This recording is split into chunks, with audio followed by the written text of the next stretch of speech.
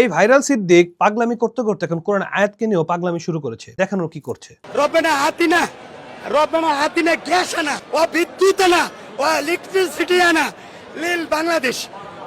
নাউজুবিল্লাহ মিন যালিক। কোরআনের একটি আয়াতকে যেটা আমরা সবসময় দোয়া করি, আল্লাহ সুবহানাহু ওয়া তাআলা আমাদের শিখিয়ে দিয়েছেন, রব্বানা আতিনা ফিদ দুনিয়া হাসানা ওয়া ফিল আখিরাতি হাসানা ওয়া কিনা আযাবান নার।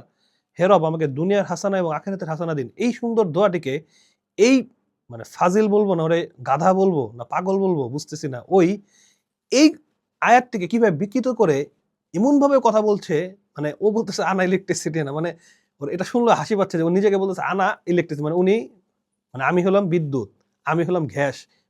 আরবি ওয়ার্ডটাকে কিভাবে বিকৃত করেছে কোন আয়াতটাকে, এবং ওর পাশাপাশি ওর পাশে যে ছাগলগুলো আছে সেগুলো সুন্দরভাবে দেখছে, এবং ছাগল মার্কা সাংবাদিকরা আছে যা ওর মাইক ধরে রাখছে। ওর সামনে যে আমি থাকতাম ওর জাস্ট কি অবস্থা হতো সেটা আল্লাহ সুবহানাহু ওয়া তাআলা ভালো জানেন।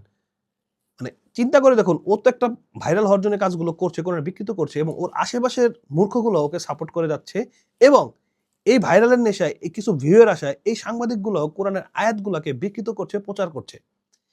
এই দোয়াটি আমরা কিন্তু সবসময় করি, এবং আল্লাহ সুবহানাহু ওয়া তাআলা এর মাধ্যমে আমাদের দুনিয়া এবং আখিরাতের কল্যাণটাকে কিভাবে পেতে হবে সেটা শিখাইছে, এবং সেটাকে এই বেয়াদবে বিকৃত করেছে এবং কোরআন আয়াতকে বিকৃত করেছে, কোরআন অবমাননা করেছে। তো এটাকে যেখানে পাবেন সেখানেই শায়েস্তা করবেন ইনশাআল্লাহ।